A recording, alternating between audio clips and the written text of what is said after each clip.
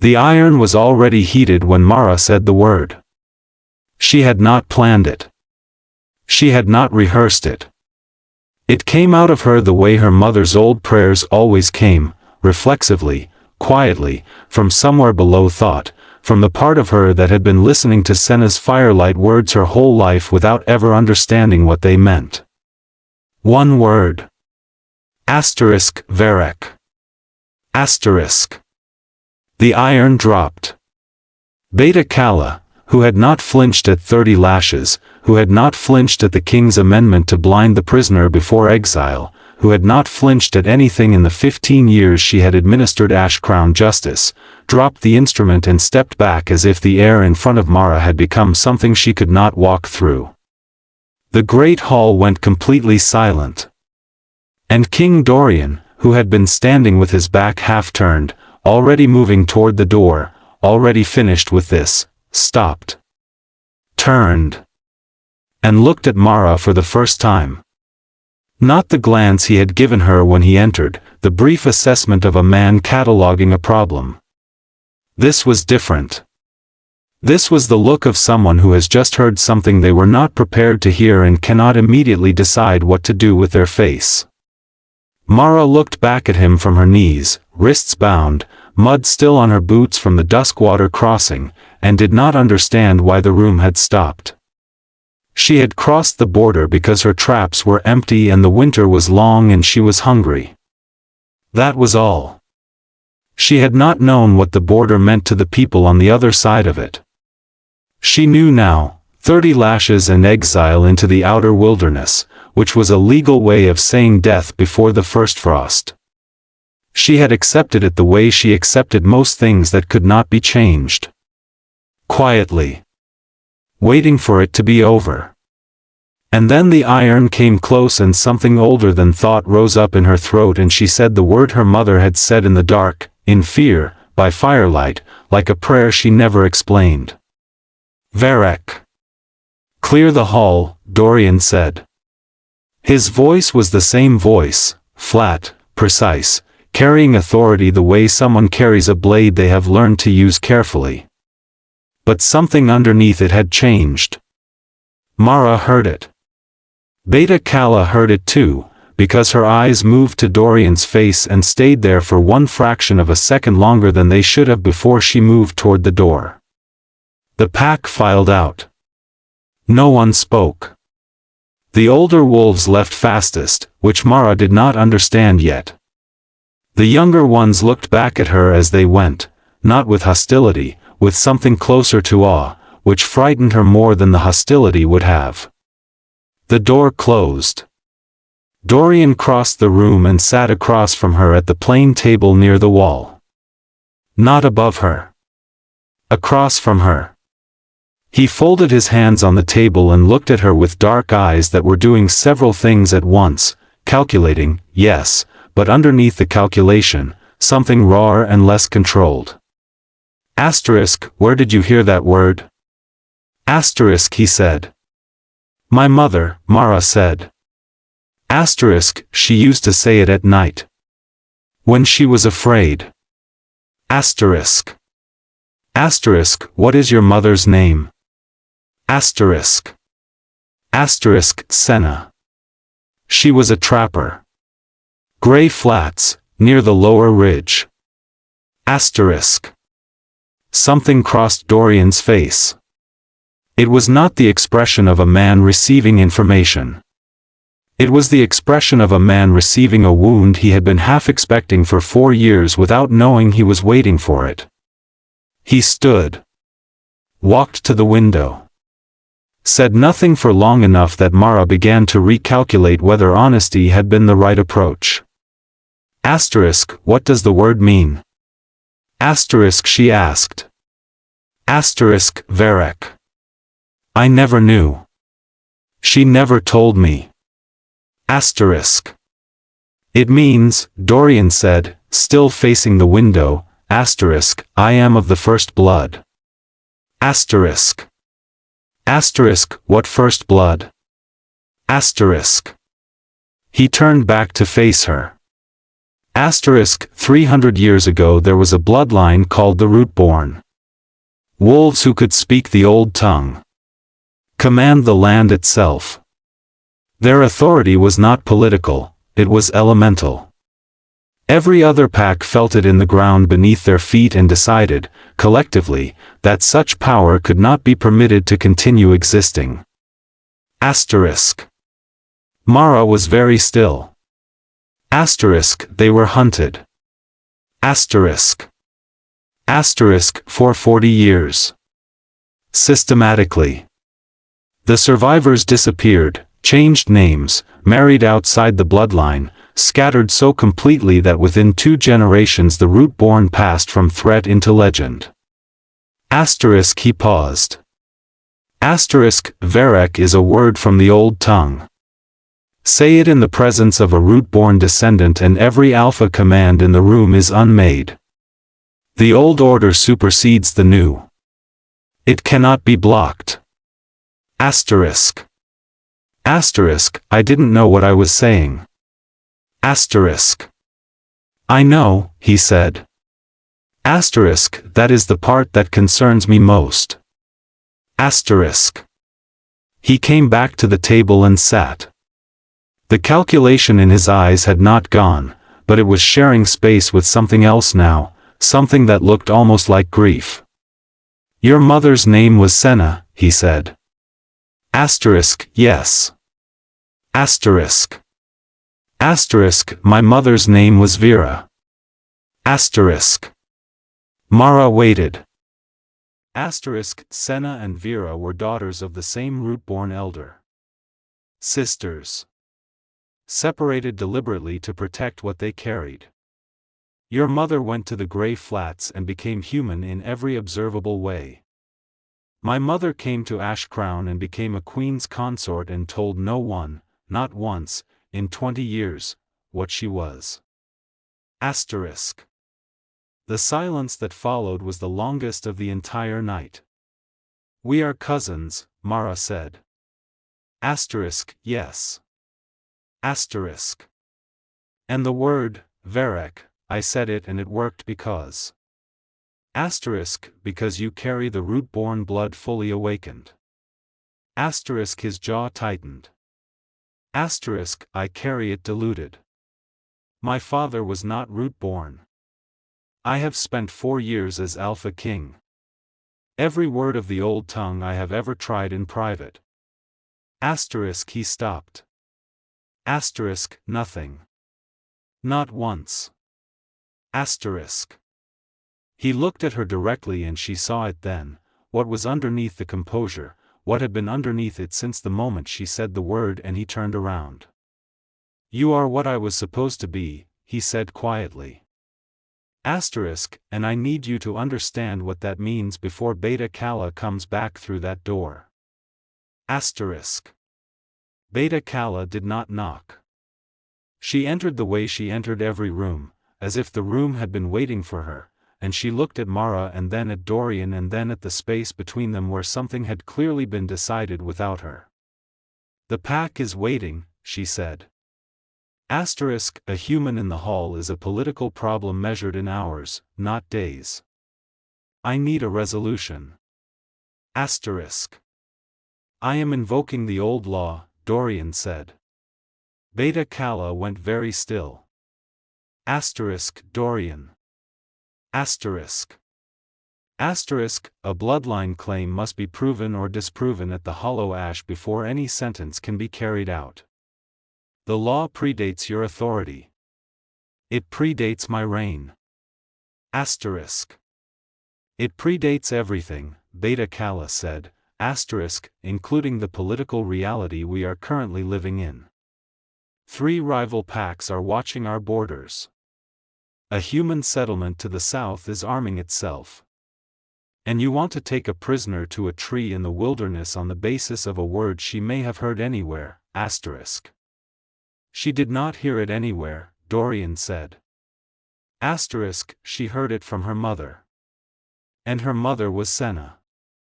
And you know that name, Kala. I can see that you know it. Asterisk. Something moved through Beta Kala's expression, fast and carefully controlled. She knew the name. She had known it for longer than she was going to admit in this room. If the stone recognizes her, Beta Kala said quietly, her authority supersedes pack law. It supersedes yours. Asterisk. I know. Asterisk, and you are choosing this anyway. Asterisk. I am invoking the law that applies. Yes. Asterisk. Beta Kala looked at Mara for a long moment. The look was not hostile. It was the look of someone recalculating a situation they thought they understood and finding the numbers no longer add up. She stepped back. She allowed it. Mara's wrists were unbound for the first time since the crossing.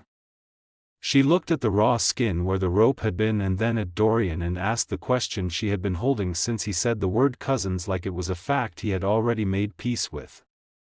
What happens to you, she said, if the stone recognizes me? He looked at her for a long moment. I find out whether I have been a king or a placeholder for 4 years. And I decide what to do with that answer.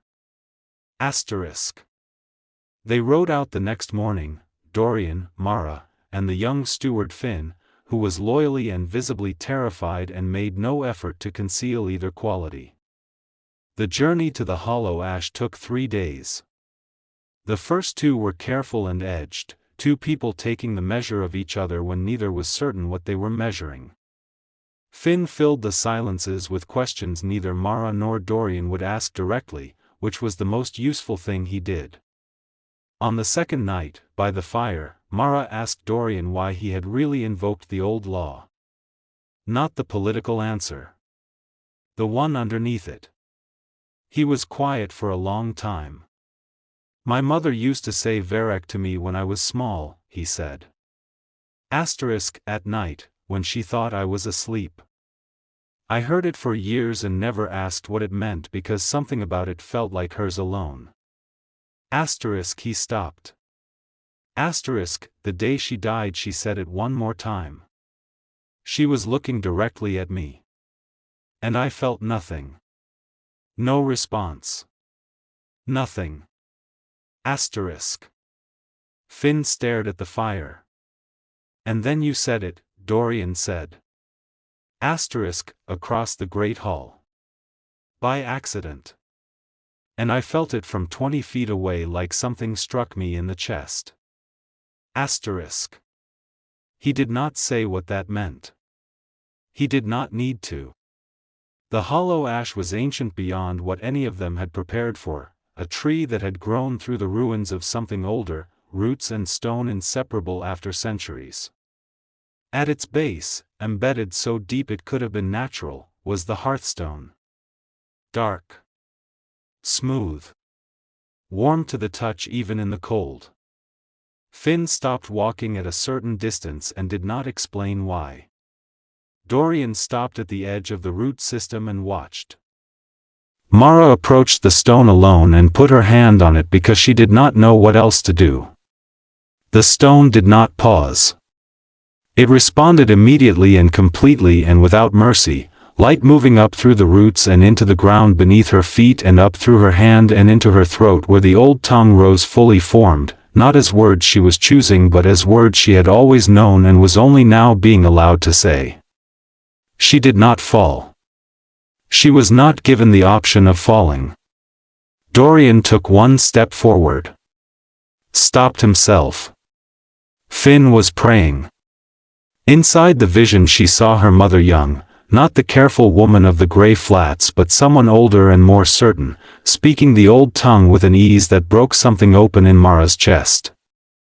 Beside her, a woman with Dorian's eyes. Vera.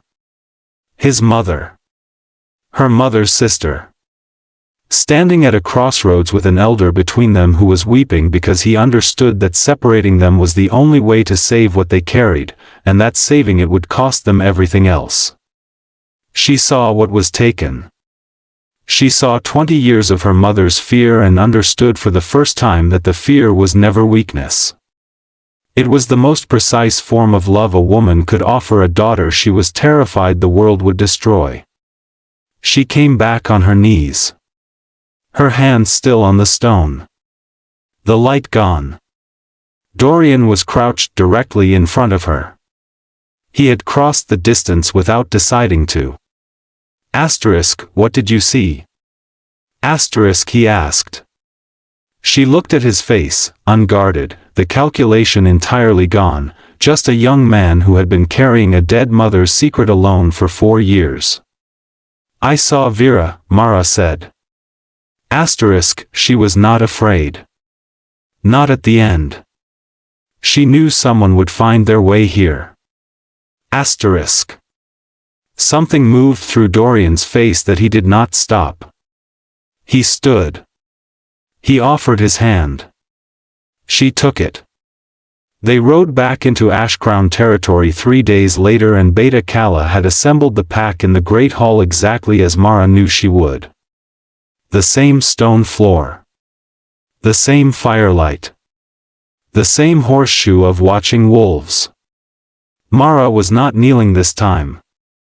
She stood in the center of the room and told them the truth, not as a claim to power, not as a threat, but as the only thing she had left that could not be taken from her. I crossed your border because I was hungry, she said. Asterisk, I did not know what I was walking toward. I know now. My mother was Senna, daughter of the last root-born elder. Your king's mother was Vera, her sister. We are cousins by blood and by the old tongue and by a stone that has not spoken in 300 years until 3 days ago. Asterisk. She paused. Asterisk, I am not here to take anything from this pack. I am here because this is apparently where I was always going to end up. Asterisk. Beta Kala stepped forward with her challenge, precise, political, unanswerable with sentiment alone. A human could not govern pack law. The rival packs would not accept it. The practical reality of survival did not bend to bloodlines.